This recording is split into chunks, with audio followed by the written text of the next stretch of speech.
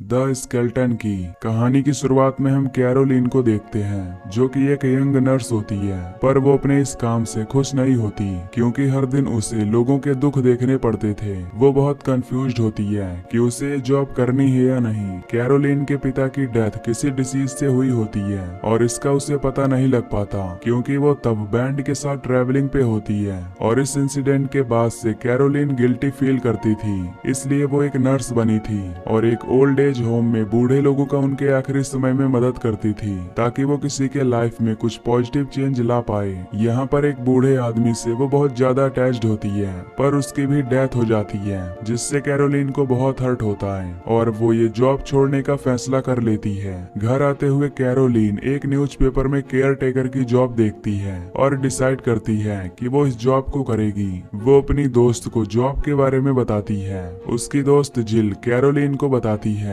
कि वो जगह बहुत आइसोलेटेड है, पर कैरोलिन ने फैसला कर लिया होता है कि वो यहाँ जाएगी। फिर एक लॉयर ल्यूक मार्शल कैरोलिन का इंटरव्यू फिक्स करता है, तो कैरोलिन एड्रेस के हिसाब से उस मैंसन में पहुंच जाती है। उस घर में बस दो ही लोग रहते थे, बेंजामिन और उसकी वाइफ वॉयलेट। बेन चल फिर नहीं सकता था, क्योंकि उसे किसी कारण से स्ट्रोक आया था और वो पूरी तरह पैरालाइज्ड था। कैरोलिन को उसी की देखभाल करनी होती है। पहली मुलाकात में वॉयलेट को कैरोलिन पसंद नहीं आती, पर लॉयर सब संभाल लेता है। कैरोलिन भी इस जॉब को मना नहीं करती, क्योंकि उसे बैन की हालत काफी खराब लगती है और लॉयर उसे ये भी बताता है कि यहाँ कोई काम करने के लिए तैयार नहीं होता, इसलिए कैरोलिन जॉब एक्सेप्ट कर लेती है। यहाँ लॉयर वॉयलेट के प्रॉपर्टी के डॉक्यूमेंट्स को मेंटेन करने का काम करता था। वो कैरोलिन को अपना कार्ड देकर चला जाता है। फिर कैरोलिन शहर से अपना सामान लेकर उस मैंसन में आ रही होती है। रास्ते में वो एक गैस स्टेशन पे रुकती है।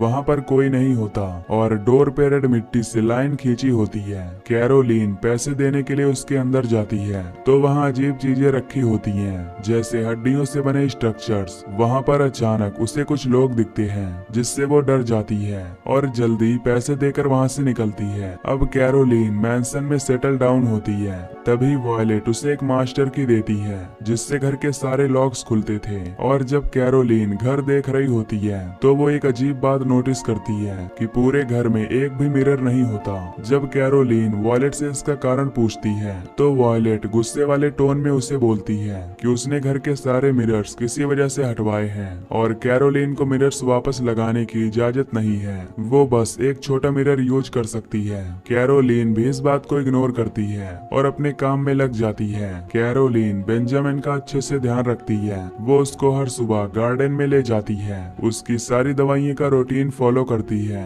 और वॉयलेट के सारे इंस्ट्रक्शंस का ध्यान रखती है। एक दिन सुबह जब कैरोलिन बैन के साथ गार्डन में होती है, तो वॉयलेट उसे एटिक से कुछ सामान लाने भेजती है। कैरोलिन जब सामान लेने एटिक में जाने लगती है, तो वो देखती है कि वहाँ पर एक और दरवाजा है। उसके पास जो मास्टर की है, वो उससे दरवाजा खोलने का ट्राई करती है, पर दरवाजा नहीं खुलता।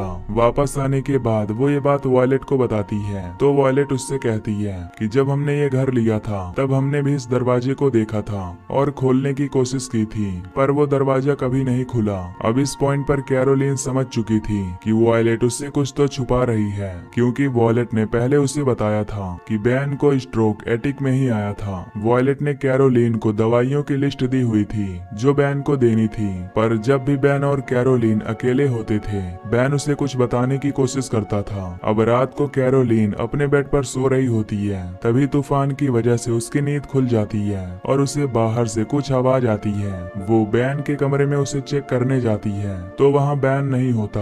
वो भागकर खिड़की के पास जाती है, तो देखती है कि साइड रूप से बैन दोनों हाथों से घिसटता हुआ कहीं जाने की कोशिश कर रहा होता है, पर बारिश की वजह से उसके हाथ फिसल जाते हैं और वो ऊपर से नीचे गिर जाता है। कैरोलिन जल्दी से वॉयलेट को आवाज देती है और खुद बैन के पास नीचे पहुंच जाती है। वॉयलेट कैरोलिन को जल्दी से व्हील चेयर लाने का कहती है। कैरोलिन व्हील चेयर लाने बैन के कमरे में जाती है, तभी उसे वहाँ पर एक व्हाइट बेड शीट मिलता है, जिस पर मिट्टी से हेल्प मी लिखा होता है। उसे समझ आ जाता है कि कुछ तो गड़बड़ है, तो कैरोलिन वो बेड शीट अपने पास रख लेती है और ये बात वॉयलेट से नहीं कहती। फिर वॉयलेट और कैरोलिन दोनों मिलकर बैन को उठाकर चेयर पर बिठाते हैं और अंदर ले जाते हैं। कैरोलीन डॉक्टर को बुलाने लगती है, पर वॉयलेट उसे मना कर देती है, जो कि फिर से एक अजीब बात थी, क्योंकि कोई भी पत्नी अपने पति के लिए डॉक्टर बुलवाने के लिए क्यों मना करेगी। अगले दिन वहाँ पर लॉयर आता है, कैरोलीन ने ही उसे मिलने बुलाया होता है, और अब वो लॉयर को उस जगह पर लेकर जाती है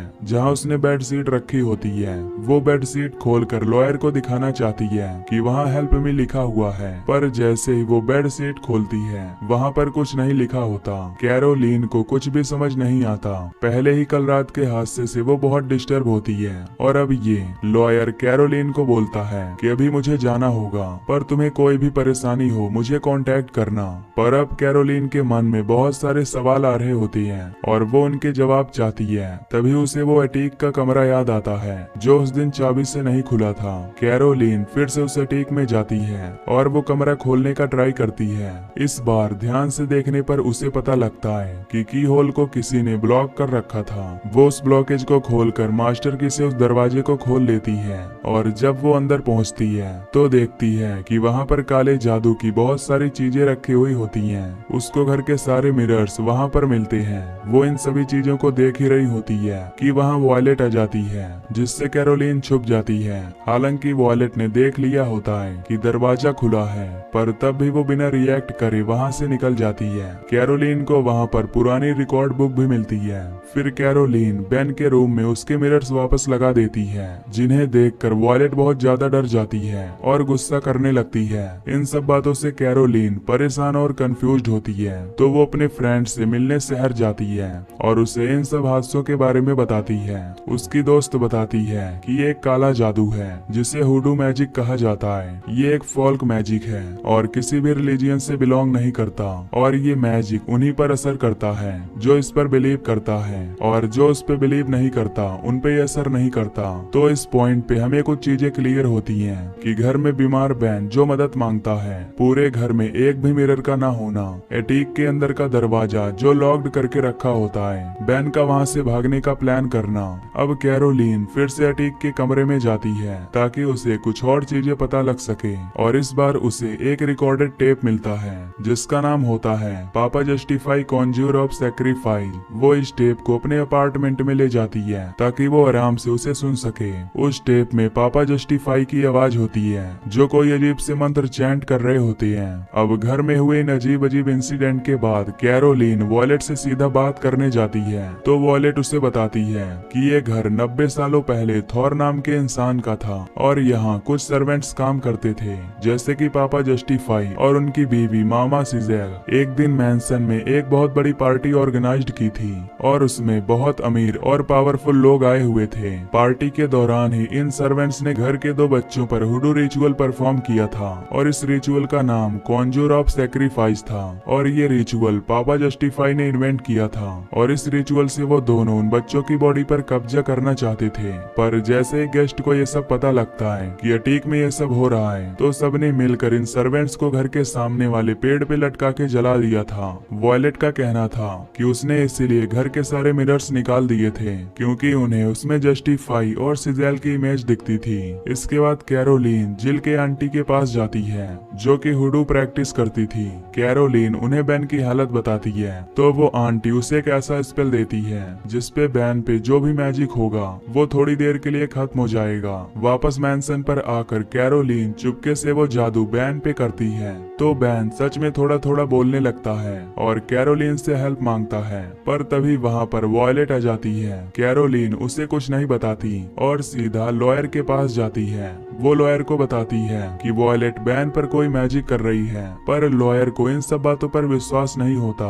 तभी कैरोलीन को वो गैस स्टेशन याद आता है जिसके डोर पे ब्रिक डस्ट की लाइन बनी होती है। तो लॉयर और वो उस स्टेशन पर जाते हैं जहाँ पर उन्हें एक ब्लाइंड बूढ़ी औरत मिलती है। कैरोलीन उसे हुडू मैजिक और ब्रिक डस्ट की लाइन के बारे में पूछती है, तो वो औरत उन्हें बताती है कि कोई भी ऐसा इंसान जो हुडू मैजिक करता हो वो इस ब्रिक डस्ट की रेड लाइन को क्रॉस नहीं कर सकता। था। और हुडू मैजिक में सबसे बड़ा रिचुअल होता है कॉन्ज्योर ऑफ सैक्रिफाइस, जिससे मैजिक करने वाला अपने आत्मा को दूसरे शरीर में डाल देता है और उस शरीर की आत्मा अपने शरीर में। इससे वो कभी भी नहीं मरते और जब भी वो बूढ़े होते हैं अपना शरीर एक्सचेंज कर लेते हैं। और अब कैरोलीन को हुडू मैजिक पर पूरी तरह से भरोसा हो जाता है और वो समझ जाती है कि वॉलेट अपने घर पे कोई ना कोई बड़ा रिचुअल करने वाली है और जो बेन की हालत है उसके लिए वही जिम्मेदार है। फिर कैरोलीन मैंसन में जाती है और दरवाजे पर वो ब्रिक डस्ट की लाइन खींच लेती है ताकि वॉलेट बाहर ना आ सके और वो वॉलेट को ड्रग भी दे देती है ताकि वो उसका पीछा ना करे। इसके बाद कैरोलीन बेन को गाड़ी में बिठाती है और वहाँ से निकलती है, पर आगे मेन गेट लॉक्ड होता है। पीछे वॉलेट को भी होश आ जाता है और वो गन से कैरोलीन की गाड़ी पर फायर करने लगती है। तब कैरोलीन बेन को एक सेफ जगह पर छुपा के खुद हेल्प लेने के लिए लॉयर के पास जाती है।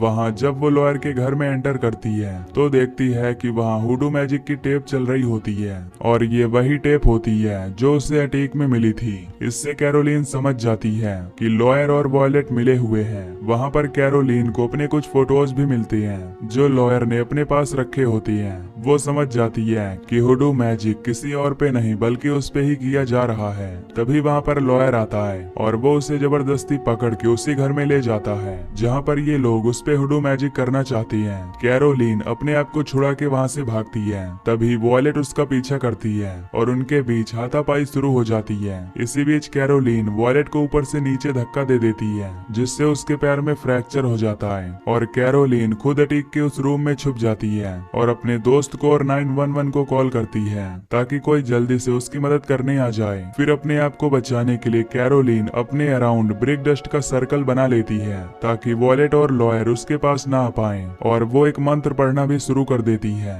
वॉलेट घिसटते घिसटते वहाँ पर आ जाती है। वो कैरोलीन से कहती है कि तुम अब इस सर्कल से कभी बाहर नहीं आ सकती और ये मंत्र तुम्हें बचाएगा नहीं बल्कि तुमने हमारा काम आसान कर दिया। फिर वॉलेट एक बड़े मिरर को कैरोलीन की तरफ करती है। उसमें उसे मामा सेजिला की आकृति दिखती है। तभी कैरोलीन को उसके दोस्त की बात याद आती है कि जो हुडू मैजिक पर भरोसा नहीं करता उस पर ये मैजिक असर नहीं करता। इसलिए कैरोलीन बार बार बोलती है कि मुझे इस मंत्र पर भरोसा नहीं है। तभी अचानक मिरर टूट जाता है। कैरोलीन और वॉलेट दोनों ही बेहोश हो जाते हैं। इसके बाद हम देखते हैं कि कैरोलीन और वॉलेट इनकी आत्मा एक्सचेंज हो गई होती है और वॉलेट को एक जवान शरीर मिल चुका है और अब वॉलेट जो कि कैरोलीन के शरीर में होती है वो वॉलेट को यानी कि कैरोलीन को जबरदस्ती एक लिक्विड पिलाती है जिससे उसको स्ट्रोक आता है और उसकी बॉडी पैरालाइज्ड हो जाती है। असल में ये दोनों जो भी लॉयर के और कैरोलीन के बॉडी में होती हैं वो उन्हीं केयर टेकर्स की आत्मा होती है, पापा जस्टिस और मामा सेजिला। उस दिन जो रिचुअल उन्होंने ओनर के बच्चों पर किया था वो पूरा हो चुका था और इनकी आत्माएं उन बच्चों में ट्रांसफर हो चुकी थी। पहले तो उन्होंने कैरोलीन को जॉब पर रखा, फिर उसे हुडू मैजिक पर इन्वेस्टिगेशन करने दी ताकि उसे हुडू मैजिक पर पूरा भरोसा हो जाए और आखिर में उसके शरीर पर कब्जा कर लिया। अगली सुबह मैंसन में कैरोलीन की दोस्त और पुलिस भी आ जाती है जिन्हें उसने कॉल किया था। यहाँ कैरोलीन की दोस्त को नहीं पता होता कि कैरोलीन की आत्मा इस वक्त वॉलेट के शरीर में है जो कि पैरालाइज्ड है। लॉयर पुलिस को बताता है कि वॉलेट ने ये घर कैरोलीन को हैंड ओवर कर दिया है ताकि इसका मेंटेनेंस होता रहे। मूवी के एंड में वॉलेट को एम्बुलेंस में रखा जाता है। बेन के साइड में बेन के अंदर लॉयर ल्यूक की आत्मा होती है और वॉलेट के अंदर कैरोलीन की। उनका जवान शरीर उनसे छिन चुका होता है और अब वो चाह कर भी कुछ नहीं कर सकते थे और ये मूवी यहीं पर खत्म हो जाती है। तो दोस्तों अगर आपको ये एक्सप्लेनेशन पसंद आई हो तो वीडियो को लाइक और चैनल को सब्सक्राइब कर दीजिए। बाकी मैं मिलूंगा आपसे अगली वीडियो में। Till then take care, love you, bye bye.